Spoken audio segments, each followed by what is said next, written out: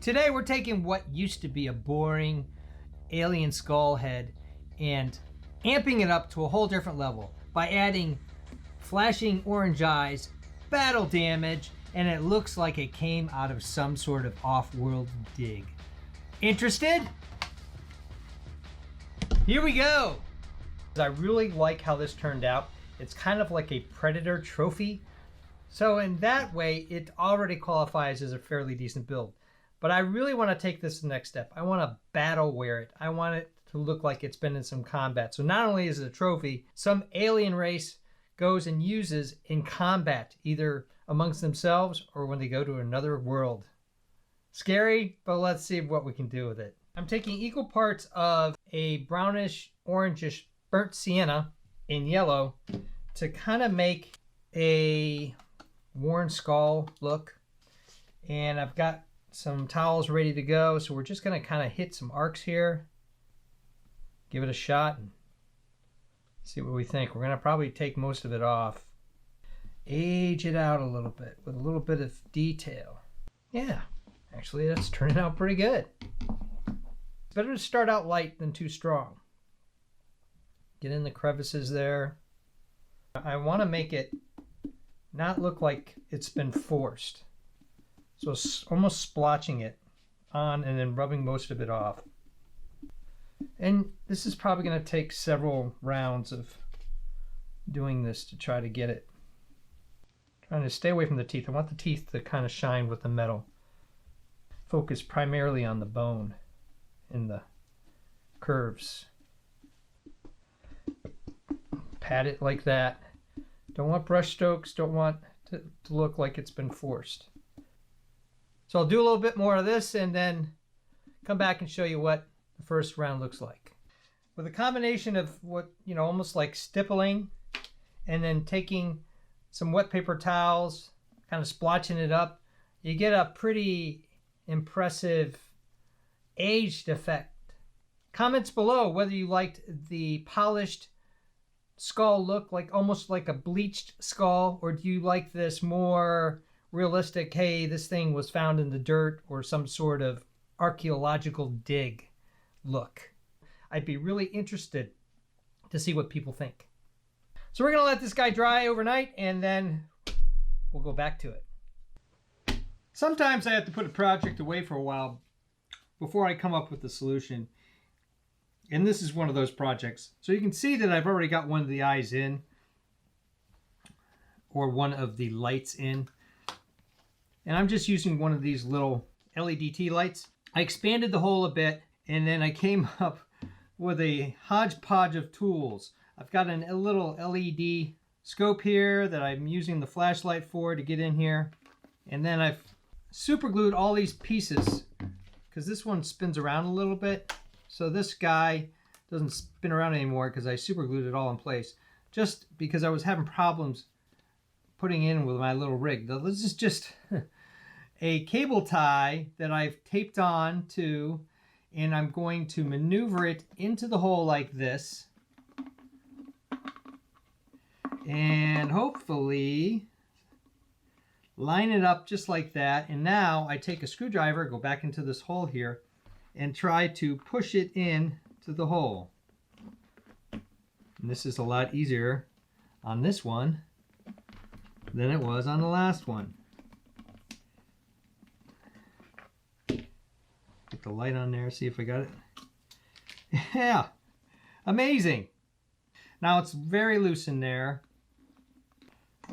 On the light like this, and then just rotate the light, the eye around so it kind of looks similar, or a mirror image of this one. Okay, good. That's all in place. Feeling pretty good about that, but it's kind of wobbly. So what I did is I just took some hot glue and just poured it in there and then spread it around a little bit with the screwdriver blade, and it sticks in really well. The one thing I like about this glue gun is I can detach it and then I don't have to worry about that wire being a problem. So I want to also align the on-off switch so it's easy to throw. Check the eye one more time and then just go in here and start spewing glue between the skull and the light. I'm going to put a lot in there. Put that off to the side and just kind of hold it in place with the screwdriver and see how we're doing. I think we need a little more. All right, so we just got to hold it in place till the glue cools. The glue has hardened. I turned on the lights using a screwdriver in the back hole, and there you go. They're orange and they're flickering, and I think it adds a lot to the build. Now, the next thing, do we bloody these up or do we just leave it the way it is? It's time to go survey the family and see what they think. The general consensus is the eyes are awesome, but they want a little bit of blood on the tips. Now, you can go crazy on the blood thing. Here's my Stranger Things babysitter bat, and here's my Negan bat. I'll post links up here or down below on these prop builds, and they are cosplay safe, even though they look incredibly dangerous. So I don't want to overdo it. These are like battle-worn bats.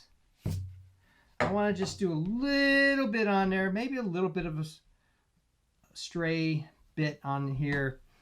It's just a matte acrylic paint called Tuscan Red. Tuscan Red, I have found, represents dried blood better than any other color paint. If you disagree and you have a better color for dried blood, I'd certainly be interested in finding out. We're going to take a fine brush here, touch up different areas, and see what we can do without going entirely gross on the build. I'm shaking up the Cardinal Red. Spread it out a little bit. And then just almost dry brush it on. Just a tad. And so you think about how, if this is actually battle worn, where would the splotches be?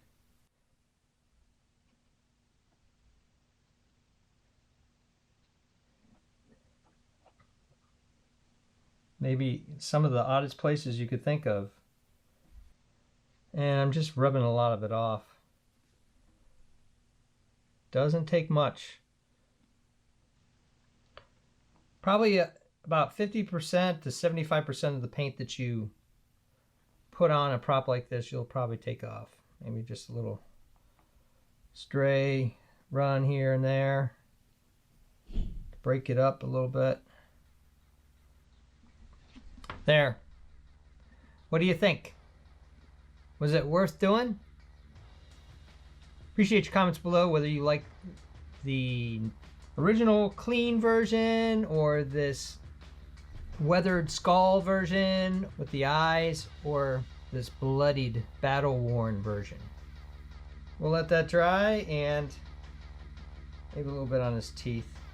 So I think that battle damage does add a little bit, but I didn't gross it out. I think if you were carrying this around and you were some sort of alien being, you'd want to show a little bit of, hey, I've been there, done it. But, you know, you wouldn't want to have it all like with brain tissue and stuff like that on it. Here's the completed project. Pretty happy how this turned out. For $7 for the original prop build, and probably, I would say, about $5 worth of paint, you got something original and new. An alien skull that looks like it's been to heck and back. Thumbs up and comments, always appreciate it. Thanks for watching. If you're interested in cosplay builds that are safe, props, costumes, home repairs, designs of all types on all sorts of different ideas, please check out my channel and subscribe, because you never know what you're gonna see.